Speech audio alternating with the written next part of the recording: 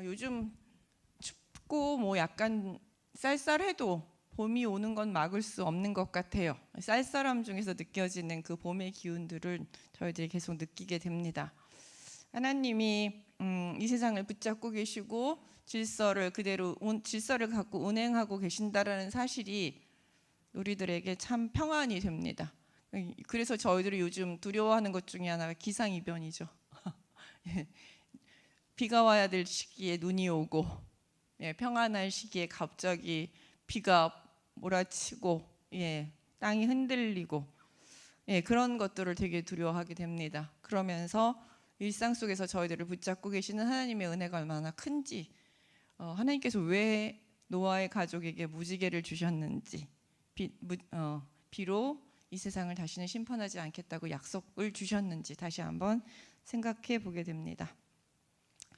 오늘은 이제 지난 시간에 이어서 솔로몬의 마지막 시간을 이야기하게 됩니다. 솔로몬의 마지막 시간은 이제 11장에 이어서 계속 좋지 않습니다. 11장에서는 솔로몬이 많은 부인들, 1000명이나 되는 이방 부인들을 두게 되었고, 그로 인해서 우상 숭배를, 이방 신을 따라가고 하나님을 버리게 됐다라는 이야기, 그걸로 통해서 하나님께서 솔로몬에게 2번이나 나타나셔서 경고하셨지만 솔로몬이 그 경고를 받지 않고 계속 우상을 섬기고 이방신을 따라가고 하나님의 길에서 멀어진 것들을 이제 보게 됩니다. 그러면서 이스라엘 땅이 샬롬이 사라지게 됩니다.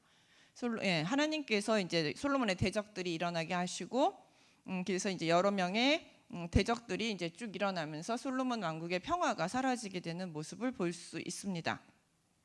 그리고 오늘은 그 대적 중에서 가장 강력한 대적이자 하나님께서 친히 세우신 이제 여로보암에 대한 이야기가 이제 시작이 됩니다.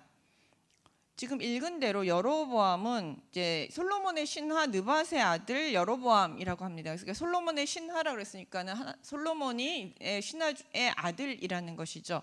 그리고 대적을 했는데 이건 이제 나중에 들어서 한 얘기고, 그 당시 이제 솔로몬 여로보암은 어떤 인물이냐 하면은 에브라임 족속이에요. 그러니까 에브라임 족속이면은 이스라엘 쪽, 북이스라엘 쪽이죠. 우리가 이제 그 남유다, 북이스라엘로 나뉘어져 있고, 이 상태가 계속해서 이제 이렇게 가고 있었습니다. 다윗 이야기, 사무엘서의 다윗 이야기 속에도 보면은 왜 유다하고 베냐민이 같은 편이고, 그 다음에 이스라엘 쪽, 북쪽 이스라엘 쪽이 하나의 뭐라 그럴까요?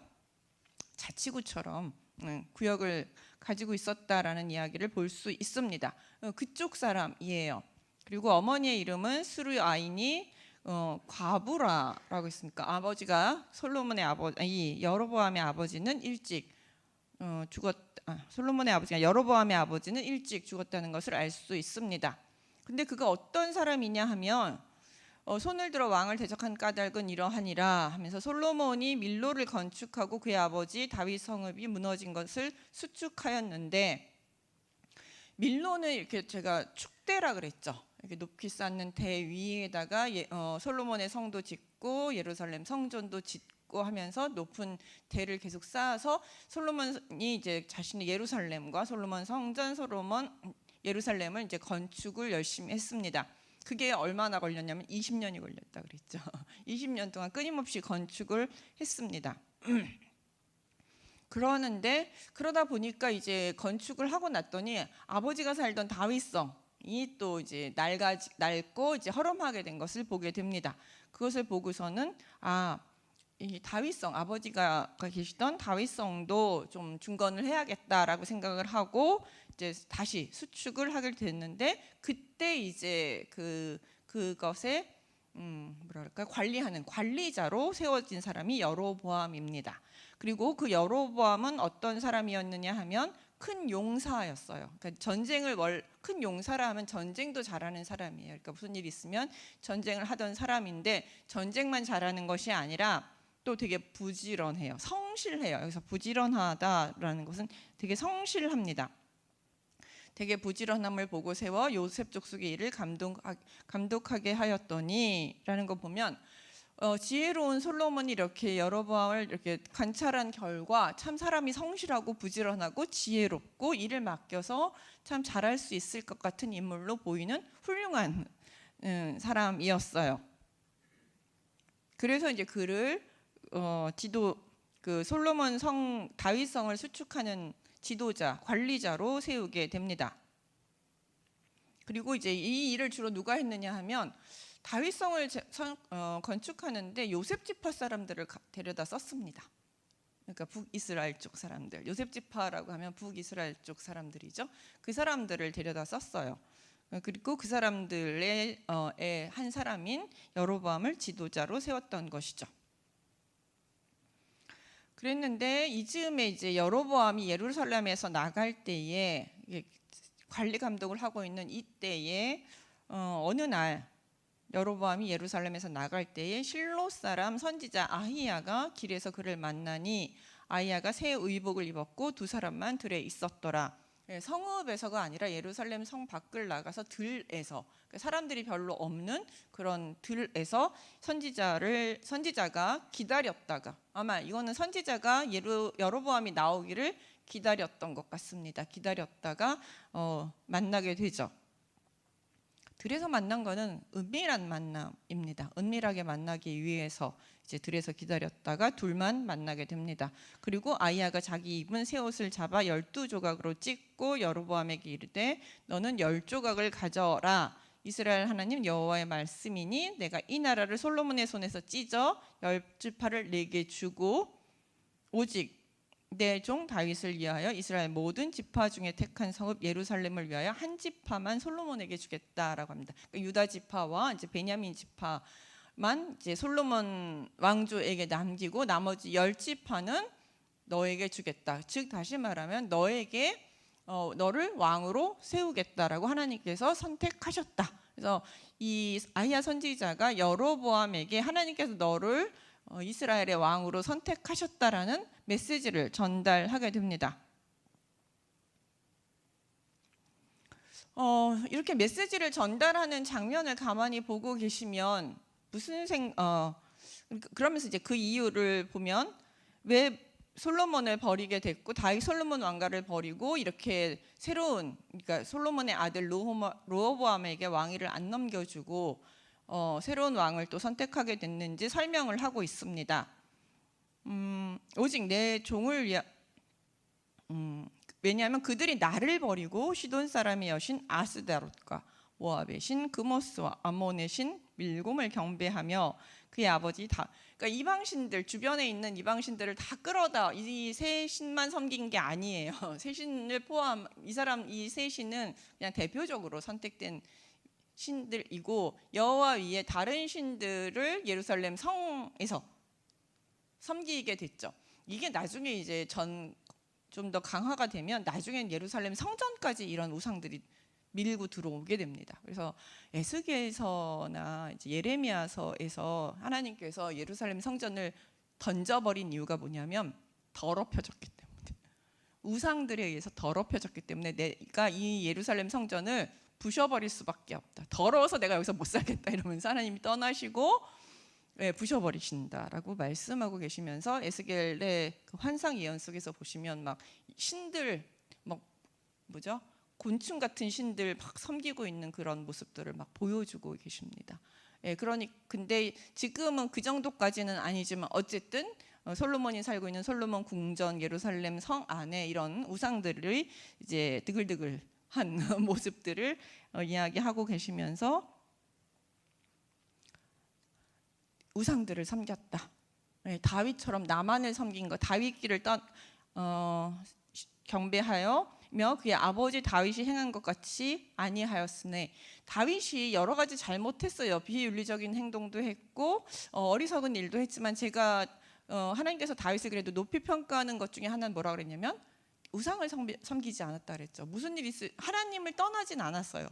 하나님을 떠나지 않았고 하나님을 늘 의지했고 무슨 일 생기면 하나님께 그래도 의지하고 있는 모습을 볼 수 있습니다. 물론 인간이기 때문에 여러 가지 문제점도 있기는 했지만 그러나 자신 스스로를 우상화하지 않았고 다른 우상에게 절하지 않았던 것, 그런 것들을 하나님께서 참 높이 평가하셨다고 볼 수 있습니다. 근데 솔로몬은 그러지 않았죠. 여러 가지 우상들을 섬기게 됩니다. 그것이 이제 다윗의 길로 행하지 않은 것이고요. 그다음에 두 번째는 나보기에 정직한 일과 내 법도와 율례를 행하지 아니하였다. 그러니까 우상 숭배를 한 것뿐만 아니라 하나님의 율법을 행하지도 않았다라는 것이죠. 하나님의 율법을 따라서 공의와 정의로 재판하고 백성들을 지혜롭게 다스리고 정직하게 나라들을 다스리고 백성들을 인애와 자비로 다스리고 그들의 어려움들을 돌봐주고 하는 이런 것들이 하나님께서 솔로몬을 세우신 이유이고 솔로몬에게 지혜를 주신 이유이고 하나님께서 십계명을 주신 이유거든요.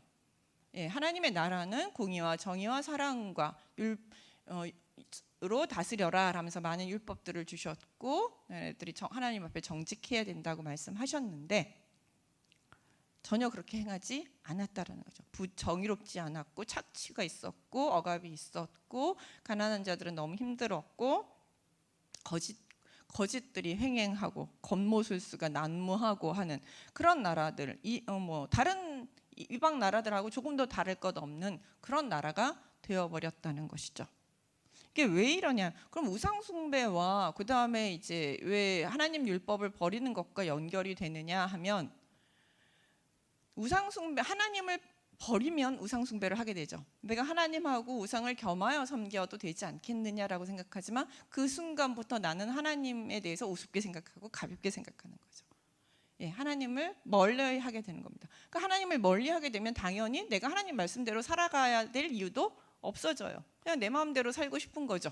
하나님을 내가 더 이상 섬기지 않고 하나님을 존중하지 않는데 내가 하나님 말씀대로 살아갈 이유가 없는 거죠. 내 마음속에 그렇게 이제 작동이 되는 겁니다. 하나님이 두렵고 하나님을 너무 좋아하면 내가 하나님 말씀대로 살고 싶어서 어떻게 하면 하나님께서 원하시는 대로 살지? 이게 하나님께서 원하시는 걸까? 이렇게 하면 하나님께서 싫어하는 건 아닐까? 우리가 이런 생각을 하잖아요. 그 연애할 때 누군가를 좋아하면 저 사람이 뭘 좋아하지? 이런 것들에 대해서 늘 고민하면서 우리는 생각하지만 그 사람이 더 이상 좋아하지 않으면 나의 욕망대로, 내가 편한 대로, 내 마음대로 하게 되는 것이거든요. 그렇기 때문에 행동과 신앙은 분리되지 않습니다. 우상 숭배를 하게 되면 결국은 하나님의 말씀을 떠나게 될 수밖에 없고 하나님께서 말씀하신 그 율법들도 하나 지키지 않게 됩니다. 그러니까 뒤집어 말하면 그 사람의 신앙이 지금 옳은 방향으로 가고 있고 하나님을 온전히 섬기고 있는지 아닌지를 보려면 뭘 보면 알 수 있느냐 하면 그 사람이 지금 어떻게 살고 있는지를 보면 그 사람이 지금 하나님 안에 있는 거구나, 아니면 저 사람은 하나님을 많이 떠났구나 라는 것을 알 수 있습니다. 예전에 저희 학교 교수님 중에 한 분이 쓰신 책이 있어요. 열매로 알리라 라는 책이 있습니다. 예, 돌아가셨는데 정원택 교수님이라고 이제 열매로 알리라, 그분은 이제 그 산상수훈을 가지고 그걸 쓰셨는데 그 당시에는 그게 거의 되게 센세이션을 일으켜가지고 어려움도 당했고 되게 신선하기도 했어요. 근데 지금도 여전히 유효합니다. 우리는 자꾸 열매를 생각하지 않고 신앙만을 이야기하려고 하고 나는 하나님을 섬긴다고 말하면서 열매는 전혀 없는 삶을 살면서도 나는 신앙생활 잘하고 있어 라고 말하는 그런 오류에 빠지고 자기 기만 속에서 살아가는 경우가 많습니다. 솔로몬도 그런 사람 중에 하나였어요. 그러니까 쉽게 말하면 하나님이 분명히 너는 하나님을 떠났다라고 얘기하고 있지만 아마 솔로몬한테 물어보면 저는 하나님을 떠난 적이 없는데요, 하나님을 여태까지 잘 섬겼는데 이랬을 거예요. 우리랑 똑같습니다. 그러면서 하나님께서 왜 솔로몬을 버렸는지, 솔로몬의 집안에 대해서 왜 심판을 주는지 분명하게 설명하고 계십니다. 이유 없이 하나님은 분명히 징벌을 주실 때 우리 왜 징벌받는지 알게 하세요. 북이스라엘이 멸망할 때도 왜 멸망당하는지 아모스 선지자나 여러 선지자들을 통해서 분명히 알려주셨어요. 예, 지금 솔로몬이 벌을 받을 때도 왜 벌 받는지 분명히 알려주셨고 사울이 버림받을 때도 사울이 왜 버림받는지 분명히 알려주셨어요. 그러니까 우리가 모든 모든 나쁜 것이 하나님의 심판은 아닙니다. 나한테 오는 모든 불행이나 어려움이나 이런 것들이 다 심판이 아니에요. 그건 분명합니다. 그냥 여러 가지 이유 때문에 오기도 옵니다. 그 다양한 이유를 저희가 다 알 수는 없어요. 어떨 때는 알 수 있고 어떨 때는 알 수는 없어요. 그러나 내가 잘못해서 혼나는 건 압니다. 하나님께서 알려주세요. 예, 알게 됩니다. 어느 순간에는 분명히 알게 됩니다. 그런 거는 하나님께 그럴 때는 이게 내가 이래서 혼나는구나 라는 거 깨닫고 왜냐하면 혼내는 이유가 분명히 있거든요. 이유는 뭐냐면 회개하게 하기 위해서 하나님께서 혼내시는 거거든요. 안 그럼 우리도 아이들을 혼낼 때 왜 혼내는지 분명히 이유를 설명하고 혼내잖아요. 그냥 막 감정에 복받쳐서 혼내는 건 이거는 분노이지 그 교육이 아니잖아요. 그렇기 때문에 혼내는 이유를 분명히 설명하고 아이들을 혼내고 다시는 그렇게 하지 말아라 라고 이야기를 하는 것이죠. 마찬가지로 하나님께서는 솔로몬 집안에 대해서 다윗 가문에 지금 이렇게 징계를 주시면서 심판을 주시면서도 그 이유를 분명히 설명하고 계십니다. 그리고 다시는 이렇게 하지 말아라. 너네 후손들은 이렇게 하지 않는 게 좋겠다라고 말씀하시는 것이죠. 그러므로 이제 행하지 않아요. 그러나 내가 그래서 이제 열지파를 잘라서 여로보암에게 주지만 그러나 내가 택한 내 종 다윗이 내 명령과 법도를 지켰으므로 내가 그를 위하여 솔로몬의 생전에는 온 나라를 그의 손에서 빼앗지 아니하고 주관하게 하려니와 내가 그의 아들 손에서 나라를 빼앗아 그 열지파를 내게 줄 것이요 그의 아들에게는 내가 한 지파를 주어 내가 거기에 내 이름을 두고자 하여 택한 성읍 예루살렘에서 내 종 다윗이 항상 내 앞에 등불을 가지고 있게 하리라. 그러니까 여로보암에게 10지파는 내가 너한테 주지만 내가 다윗을 선택했고 다윗에게는 예루살렘 성전을 주고 성을 주고 다윗에게 약속한 그 다윗 가문은 계속 두겠다라고 한 약속은 내가 계속 이룰 것이다라고 말씀하고 계십니다. 여기서 이제 하나님의 다윗 언약이 어떤 것이 있었어요? 다윗 언약 사무엘하 7장에 보시면 다윗 언약 중에 우리가 보통 이제 무조건성과 조건성을 얘기해요. 무조건성은 내가 너의 자녀들이 계속해서 이제 사울 가문처럼 끊어내지 않고 무너뜨리지 않고 너의 가문은 계속해서 너의 아들들이 왕위를 이어나가게 할 것이다 라는 것이 하나님의 무조건적 약속이에요. 이게 다윗 약속의 무조건성이라고 하고요.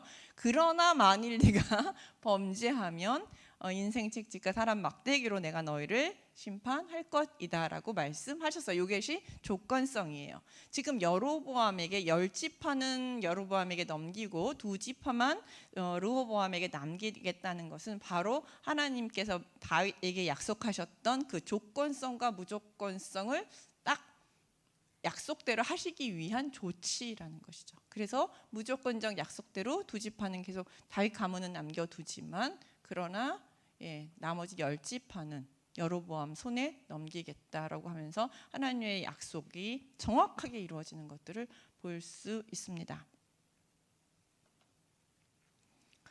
그렇게 해서 그러므로 내가 너를 취하리니 너는 내 마음이 그리고 이제 하나님께서 이제 이건 여로보암에게 주시는 약속이에요. 내가 너를 취하리니 내가 너를 선택하리니 그러니까 여로보암을 왕으로 선택한 것도 사울을 왕으로 선택한 것처럼 그다음에 다윗을 하나님께서 왕으로 선택하신 것처럼 여로보암도 하나님께서 직접 선택하셨어요. 그랬기 때문에 내가 너를 취한다라는 말을 표현하고 있습니다. 너는 내 마음에 원하는 대로 다스려 이스라엘 위에 왕이 되되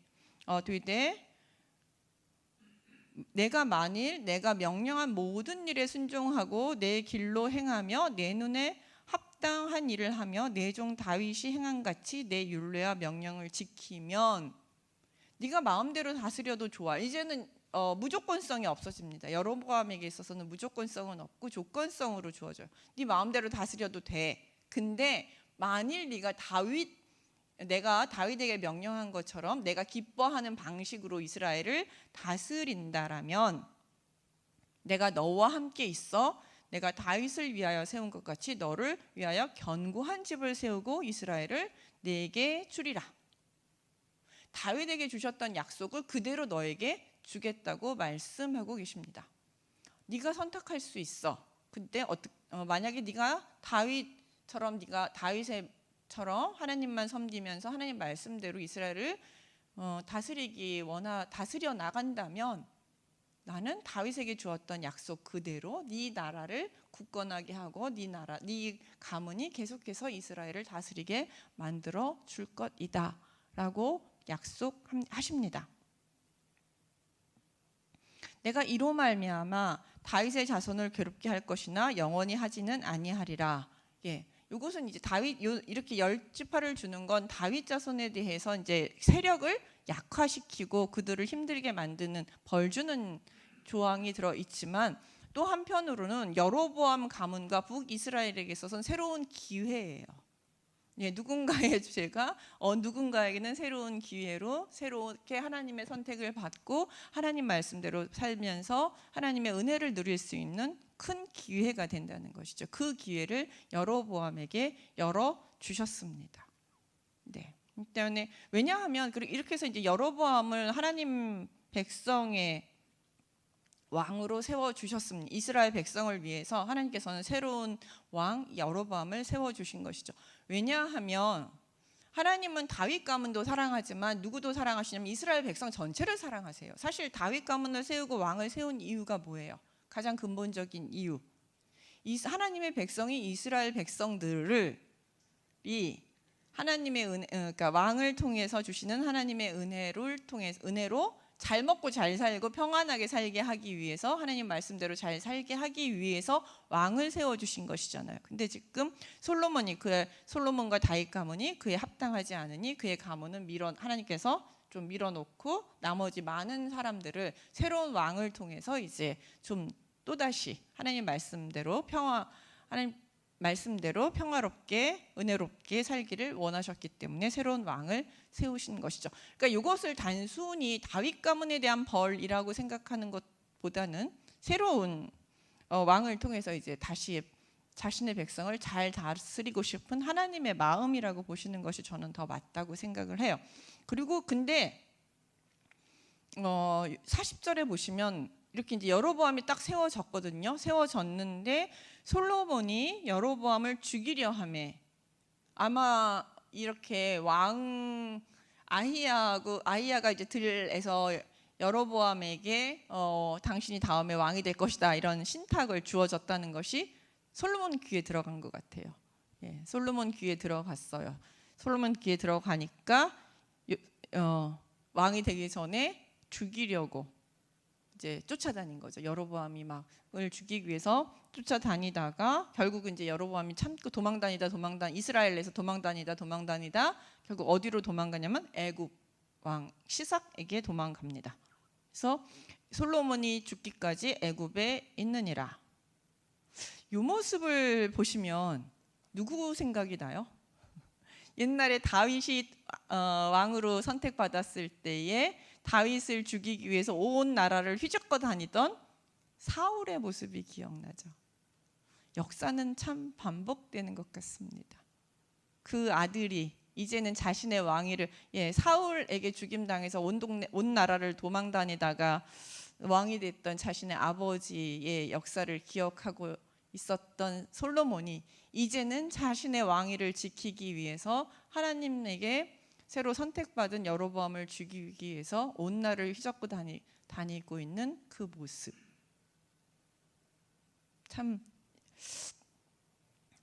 하나의 나라가 하나의 집이 그리고 한 단체가 하나님 앞에서 끝까지 성실하기는 참 쉽지 않은 것 같습니다. 그리고 그 아버지가 신실했지만 그 자식까지 꼭 신실하라는 법은 없고 그 다음에 그 가문도 또 언젠가는 누군가 쫓기던 가문이 이제 누군가를 자신의 권력을 지키기 위해서 누군가를 죽이기 위해서 쫓아다니고 있는 그런 가문이 된다라는 것이죠.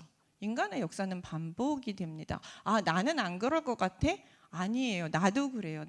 예전에 옛날 우리나라 속담에 하는 말로 시집살이 호되게 한 며느리가 그 다음 며느리 보면 시집살이 호되게 시킨다고, 나는 절대 그러지 말아야지 이렇게 했지만 결국 내가 그렇게 된다라고 이야기를 하는 것처럼, 인간의 본성은 내가 그 자리에 올라가서 권력의 맛을 보게 되면 옛날에 나의 어려웠던 시절을 잊어버리게 되는 것이죠. 사울이 왜 다윗을 그렇게 죽이려고 쫓아다녔나요? 왕권을 지키기 위해서였지만 또 하나 잊어버린 게 있었죠. 이 왕권을 누가 주는 거예요? 원래 하나님이 주시는 것이죠. 이스라엘 왕은 하나님이 선택하시는 것이라는 거죠. 그런데 그걸 잊어버린 것이죠. 솔로몬도 자기가 왕이 처음 됐을 때는 어땠어요?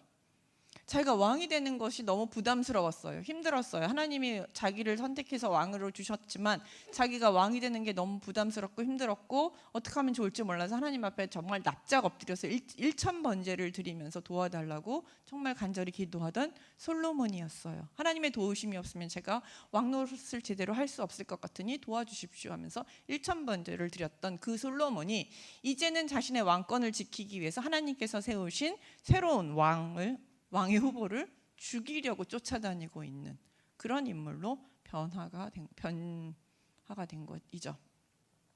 이게 이제 그 다윗 가문입니다. 그러니까 영원한 가문은 없습니다.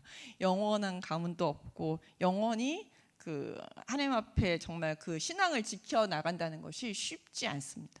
그래서 저는 그 모세가 참 대단하다고 생각을 해요. 모세는 앞부분은 약간 삐걱거렸을지 모르지만 끝까지 하나님에 대한 신앙을 놓치지 않았고, 특히 여호수아나 갈렙 같은 경우는 한 번도 벗어난 적이 없어요. 하나님의 신앙 안에서 젊었을 때나 나이 먹었을 때나. 그래서 그들이 더욱더 존경스러운지 모르겠습니다. 어쨌든 이런 모습들,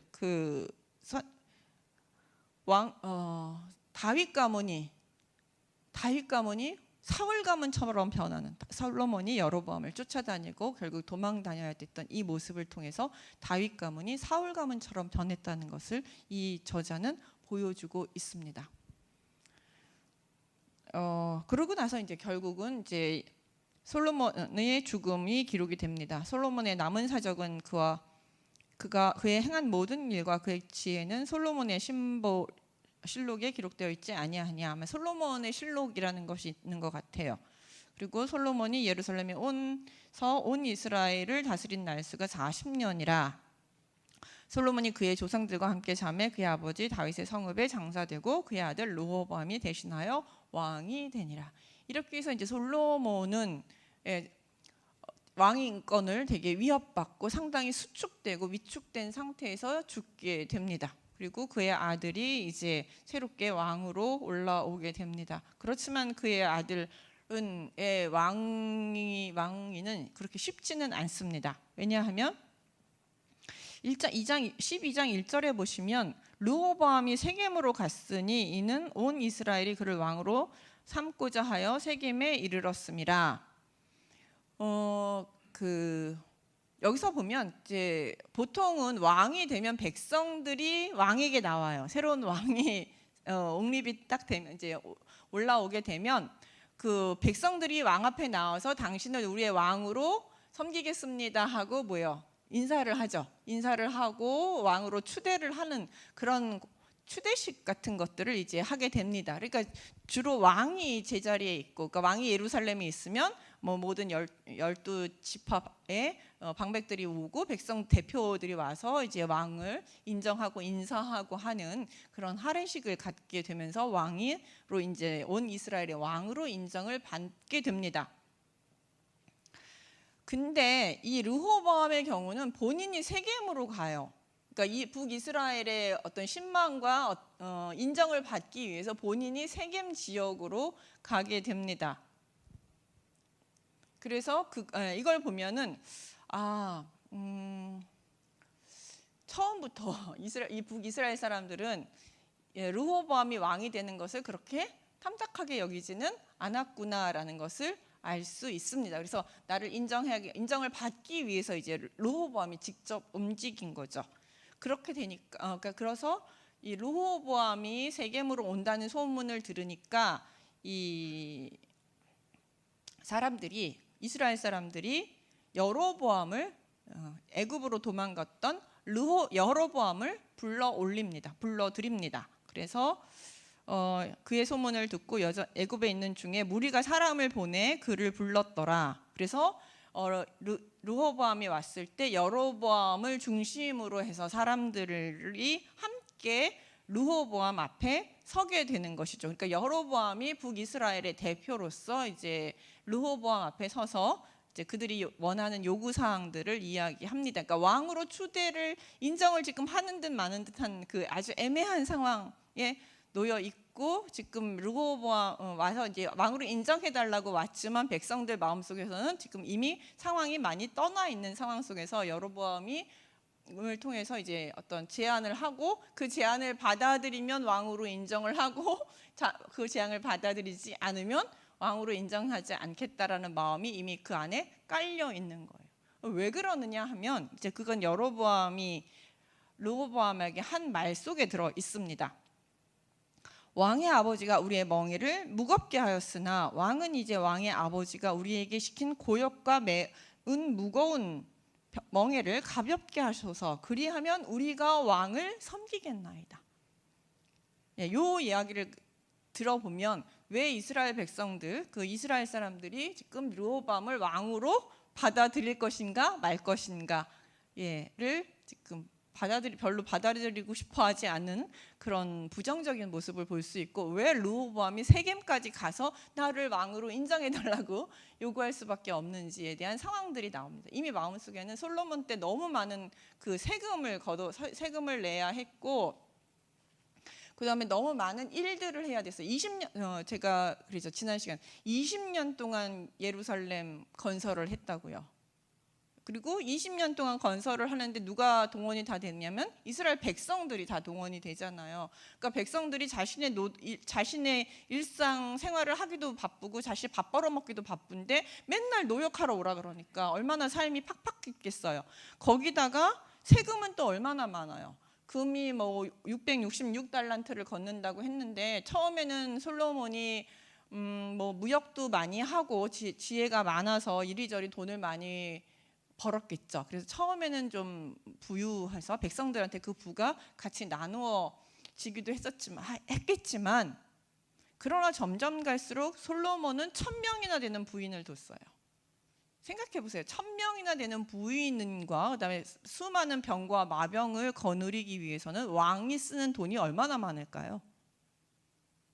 한 명의 부인 두는데도 돈이 어마어마하게 들어가요. 왕비 한 명이 드는 돈. 근데 1000명이나 되는 부인을 뒀으니 그 돈이 얼마나 많겠어요. 그러니까 이제 왕이 벌어들이는 돈 가지고는 안 되니까 백성들한테 결국은 그 모든 것들을 다 세금으로 걷어들일 수밖에 없게 되는 것이죠. 그러니까 뒤로 갈수록은 이제 점점 백성들에게 무거운 세금을 내게 하고 무거운 일들을 할 수밖에 없게 만들어 나갔던 것이죠.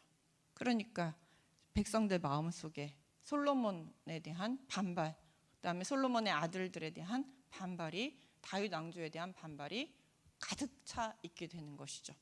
그래서 반발심이 있었고, 이걸 감해주면 우리가 왕으로 당신을 받아들이겠지만 그렇지 않으면 우리는 당신을 왕으로 받아들이지 않겠습니다. 이게 이제 하나님께서 주신 르호보암과 다윗 왕조에게 주신 마지막 기회입니다. 마지막 기회를 주셨어요. 그러니까 이 말을 듣고 르호보암이 아마 놀랬을 것입니다. 그래서 뭐라고 얘기하냐면 3일 말미를 좀 달라. 내가 생각 좀 해볼 테니까 3일 후에 내게 다시 나오라. 그러니까 이제 백성들이 3일 동안 생각해 보라고 하면서 물러가게 됩니다. 그러니까 이 이야기들을 보면 우리가 결국 이제 그 르호보암 시대에 나라가 갈리게 된 이유는 누구 때문이에요? 그리고 백성들 마음속에 뭐가 있었어요? 분노가 있었고, 이렇게 해서는 못 살겠다라는, 우리가 좀 더 먹고 살 수 있게 좀 해달라, 새 왕에 대한 기대가 생기게 되게 만든 이유는 무엇 때문입니까? 솔로몬의 학정 때문이고, 그런 무거운 세금과 억압적인, 그다음에 억압적인 그런 통치 때문이라는 것을 알 수 있습니다. 이걸 통해서 우리가 오늘 생각해 볼 수 있는 것은, 어떤 일들이 벌어졌을, 하나님께서 한 사람이 끝까지 자신의 신앙을 지켜나가는 것, 참 쉽지 않다라는 것이죠. 젊었을 때는 누구나 다 처음 하나님을 만났을 때는 누구나 다 뜨거워요. 누구나 다 신실합니다.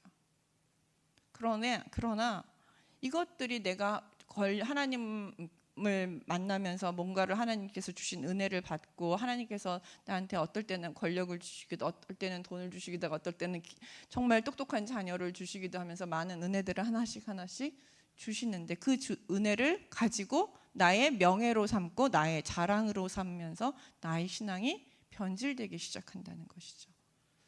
참 은혜를 받으면 좋은데 이 은혜가 나에게 도구로 돌아오게 되는 경우들이 많다는 것이죠. 그 은혜로 끝까지 유지할 수 있는 게 신앙이라는 것이죠. 그럼 어떻게 그걸 은혜로 끝까지 유지할 수 있느냐? 솔로몬이 받은 그 지혜와 부와 권력과 모든 것을 끝까지 은혜로 누릴 수 어떻게 하면 누릴 수 있었겠느냐? 겸손밖에 없어요. 겸손, 하나님이 다 주셨다. 하나님께 감사하고 늘 감사하면서 이건 하나님이 주신 거다. 내 능력이 아니다. 이건 하나님께서 그냥 주신 거고 이거 주신 이유는 다른 사람들과 나누라고 주신 것이죠. 이걸 나의 자랑으로 주신 게 아니라 나누라고 주신 것이다. 어떻게 하면 나눌까? 어떻게 하면 이거를 하나님이 좋아하시는 방식으로 사용할까를 늘 고민하고 감사하면서 살면 우리가 이렇게 교만해지지 않지만 그거를 나의 자랑과 나의 권력과 나의 욕망대로 사용하는 순간 선물이 나에게 도구로 다가오게 되는 것이죠. 참 쉽지 않습니다. 우리에게 있어서 이게 끊임없이 우리가 하나님 앞에 기도하면서 하나님 도와주십시오 해야 될 바로 그 지점이 아닌가 생각합니다. 지금 우리가 비판하고 있는 많은 목회자분들도 처음 시작은 그렇지 않았거든요. 처음 시작은 다 순수했습니다. 처음 시작은 다 좋았어요. 처음부터 나쁜 사람은 없습니다. 물론 이단으로 빠진 사람도 처음에는 그래도 그렇진 않았겠죠. 그렇지만 끝은 자신의 욕망을 최대한 극대화하면서 만족시키기 위한 방향으로 넘어가니까 말도 안 되는 하나님 예수님의 이름으로 말도 안 되는 일들을 만들고 짓거리고 행동하게 되는 그런 끔찍한 이단들도 생겨나는 것입니다. 우리는 뭐 거기까지 갈 만한 배짱도 없고 간도 없기 때문에 거기까지 가지는 않겠지만 나에게 주시는 것을 은혜로 알고 감사함으로 알면서 겸손하게 하루하루를 살아갈 수 있도록 다시 내 자신을 다시 한번 돌보면서 오늘 하루를 생각해 봤으면 좋겠습니다. 내가 다시 솔로몬이 되지 않기를 위해서 기도했으면 좋겠습니다. 하나님 아버지 감사합니다.